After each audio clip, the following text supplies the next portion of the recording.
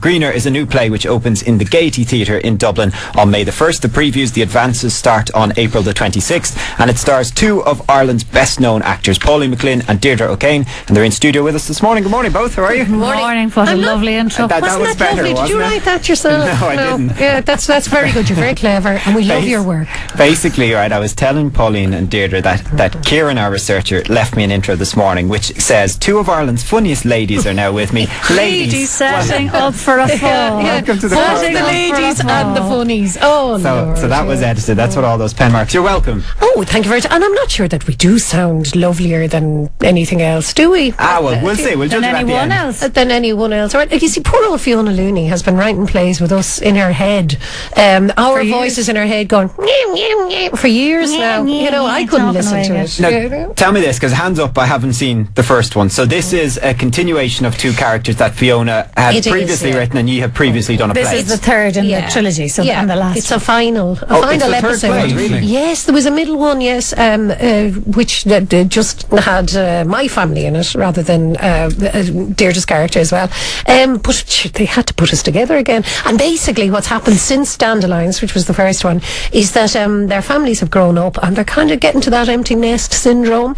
And there's a modest lottery win that changes everyone's lives, whether they've won or not. And the choices that people make are not exactly what you'd expect. Partners looking at each other in a funny way. Going, is this time to say goodbye? Deirdre, the two of you mates, you seem to get on great here. There's no twinkle in the mark. We're never stuck for chat. We're never stuck for conversation. Sadly, in the middle of rehearsals, that's a problem, you know. We don't see a lot of each other, but then when we do, we just pick up where we left off. And did you know each other before this? I mean, there's a story about your husbands or partners. Our husbands were primary school together and then university together, so we actually met through them, didn't we? We said we'll have one of those each. But we probably get on with each other better than we get on with either of them, in fairness. Oh God, yeah. Oh jeez. And I'm just interested because you're both well known. I know you both from different TV projects and all of that, and you have others coming up and all that, which some of this are quite exciting. But you both live in London now, am I correct? Pretty much. I mean, I have a husband and two cats here in Dublin, so I visit them. If it was only the husband, you see, he'd be more mobile, but he knew what he was doing when he made me get two more cats, because of course I travel to see them. So yeah, and I'm child free, though Deirdre isn't. I am based in London, yeah. So she's nailed down there, except for now when she's out alone at the moment, which is great. Keeping the work coming, because everyone knows you and you're famous and there she is in the street and all of that, but keeping the money coming and all of that, is it tough? Oh yeah, well, you know, all actors, I love, you know, people say, talking about the recession and everything, I said, well, that's how we live, you know, you just stagger from one thing to the next. We've never, always good years, bad years, never a consistency. There's never any consistency. And both of you'd be better known probably for screen work rather than on the stage. I mean, is the stage a break, and is it a hard work break? Is it a busman's holiday? It is. Well, no, it's very hard, but it's great. I mean, I think we both started really on that stage stuff, in theatre, you know, many years ago. No, I won't say how many years ago, because obviously I'm still 38 this long time, and but it's wonderful, and I mean that's going to be the brilliant thing about the Gaiety, which is such a great place to go to anyway. But also this particular place is going to be just a joy to do, particularly because people know the characters a little to begin with. And what would be the main differences between stage and screen now? Well, it's the live thing, isn't it? And nothing can beat the live show, and really, you know, although we rehearse and we know the show we're going to give to people, it's theirs, you know, and every audience is different. It's incredible. It's kind of like the wisdom of crowds thing. How different? They're all different. Deirdre, though, can it go? Like, what's the spectrum from an audience, like from it being a fantastic night to it kind of being, like, have you ever had a bad audience? We don't have shaky You don't have a bad night at all. We'd be fairly consistent on that front now. You might have some rowdier audience. You might have some nights that are more rousing than other nights, but generally there's their mark that you're going to hit. Can you gauge an audience's reaction? I mean, on particular nights, do you get a vibe that they really enjoyed this more than other nights, or can you?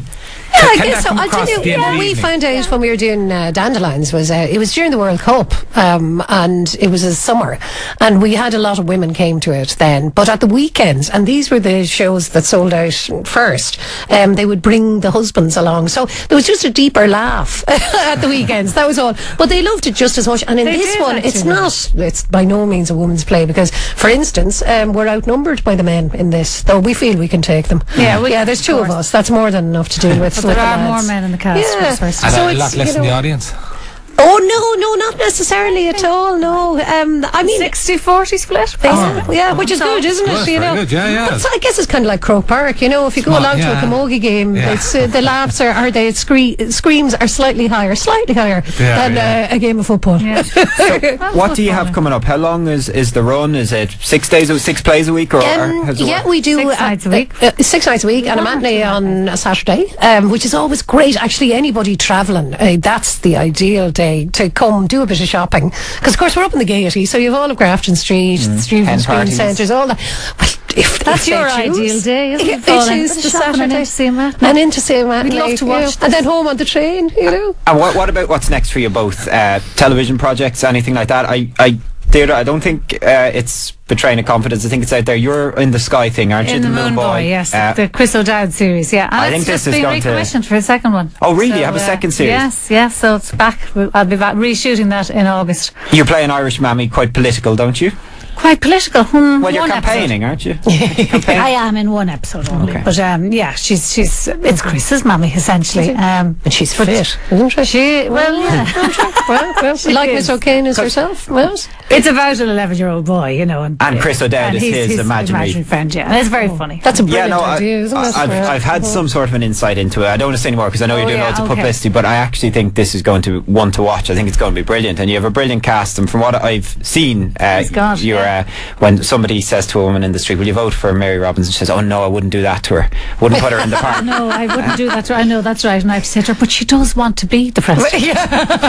Yourself, Pauline, what's in the pipeline? How far ahead do you book up? I'm I suppose good. Well, Pauline is a workaholic. I'm not, you know. I just take things on and then I have to do them. She's her ninth book. I'm going back to my first teen novel is out in June. So number I've written 7 or 8? Oh no, I've written 8 adult novels, and this will be number 9, but it's for teens, for young teens. I'm having a great time because it means I can legitimately be 13 in my head, you know, for as long as I like. And I'm going back to be A.B. Huberman's mother for Comedy Central for Threesome. This Threesome thing, yes. Yeah, so I mean, I'd love to think if I had a daughter, she'd be as fabulous as Amy Huberman. Oh my God, she's amazing. I mean, the book, Pauline, is it more difficult to write for teens? Well, I found this one interesting. You know, my cut-off point, I'd say, for the people who are going to read this, will be 13, because anything after 13 these days, and you're into, you know, kind of serious. I don't want to be telling people that they should be experimenting with things. I have a hard enough time with all that myself. So no, it's up to the point of oh God, if I don't get to kiss him, I'll die. You know, we're about there. A lovely place to be. Oh God, and in fact, I've enjoyed being back there. Yes. I really am not much older than 13 in my head, you know. So it's interesting though, because the mothers that we play in Greener have kids of about this age. Yeah. So it's so yes, we're mothers now. We're mother material. God, yeah. Pauline, there are loads of questions, and I'm sure they follow everywhere. Every interview you do, Father Ted questions. Yeah. Now, of course. What do you think about Father Ted questions? This far on from it. Well, it's just such a compliment. You know, people love it, and they'll always love it. And I think it's huger now than it ever was, because you know, new generations of kids are watching it, and once they're hooked on it, you know, they see one thing with their kids, and if they keep watching it during repeats or whatever, they get more and more every time they see it. And I just think, you know, if people are shouting "go on" at you, it just means and that they're thrilled. Do they do that? You know, yeah. I mean, the only time it's a bit of a hassle is sometimes on Grafton Street or, you know, Talbot Street or wherever, when the schools get out, teenage girls tend to scream and point, kind of like Invasion of the Body Snatchers, and they were probably toddlers. Then you have to duck away. They were probably toddlers when Father Ted was on, or not born. It's 15 years. Well, Dermot's dead, in fact, 15, 16 years now, would you believe? And that was the last episode, is when we made it, you know, so it's 20 years since we started it. That's amazing. It's amazing. Still remember you and Pat's to Freedom. That was God, I loved that. Seems to be an enduring one. Oh, really? That was one of the best things that was there in a long time. 12 years old? Yeah. Did you realise when you were doing it that there was something unique, or did it only just the reaction? No, I'll tell you what I do think that is the mark of something being good. We laughed an awful lot making it. A little bit like our rehearsal room at the moment. Which is kind of a dangerous room to be in, because we're laughing an awful lot, and I always think, this has got energy because working on it is very funny. And Paths to Freedom was like that. We laughed. I still remember you taking a piece of I think that flimsy underwear out of a box and saying, "Wouldn't I be lovely in that? Wouldn't I be gorgeous? Oh, fabulous!" No, it's so funny. And I loved you then as the wedding planner in Fergus's wedding. Fergus's wedding, yeah. Yeah, so I'm a big fan of Deirdre O'Kane's. In case I would go and see her in this play if I didn't have to be in it as well. You didn't have to be in it. I know. And I don't mean that as in have to. I'm delighted. To be honest with you, to know that we're going to go out and give this really good, it's the best thing Fiona's ever written. It's got some lovely serious moments and then these really fabulous laugh out loud bits, and it is a great thing about recycling. I can't look at my bins anymore. But you know, to know that we're going to go out and delight people with this, I can't wait for people to come and see it. So I'm hoping that they'll be storming the barricades to get into the Gaiety. How long is the run again? It's for a month. 26th, all of May, but the 26th of April onwards, if people want to nip in and see us, you know, just tweaking it before it goes on. And you know, the 1st of May, of course, is the Workers' Day. I have a feeling that throughout the world. The Workers' Day? Yeah, it's Workers' Day. Oh, yeah. And I think May Day, that's us. And I think that thousands of people, hundreds of thousands of people all over the world will take to the streets to celebrate the fact that we're opening in Greener at the Gaiety. Possibly, yeah. Yes, I think you'll find. And in terms of roles and staying at this game, I mean, you've both been at it. It's your careers, and there's other stuff going on with families and all of that, but you're sticking with it, and you've stuck with it, and I think only people who work very hard make it to the type of success you both have. But that's Pauline. That's about, you know, I'm worn out hearing that there now. Going on, Hollywood stars always complain women over 40 find it harder to get the big roles. Would you have any such complaint? Chris, who said these women were over 40? Would you be worried? I'm only approaching it as a 38-year-old. He just put his Kieran said it in the brief. Did he? Well, fair play to Kieran. When we leave here. Yeah, he's outside. That's nice. He's knocked 10 years off me. I've decided that only happens to Hollywood people, and I'm not one of those. It doesn't happen to me. So I've just decided it's actually going to be my most fabulous era. Right.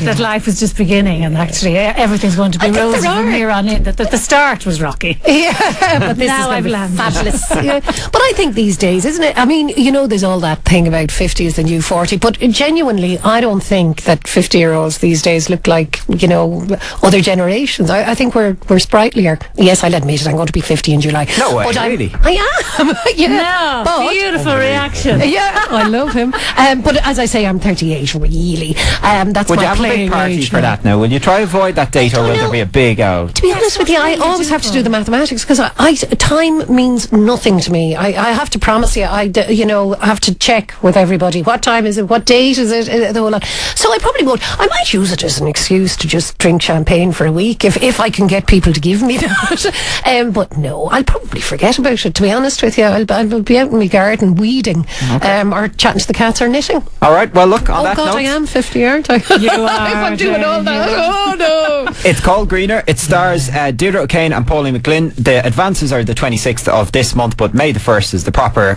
opening with the lights and the bells and the whistles and all of that. It's on in the Gaiety, and it sounds like certainly people are going to go there in their droves. Good luck with it. They'll love it. Thank you both for coming in to us. Thanks for having us. Deirdre and Pauline.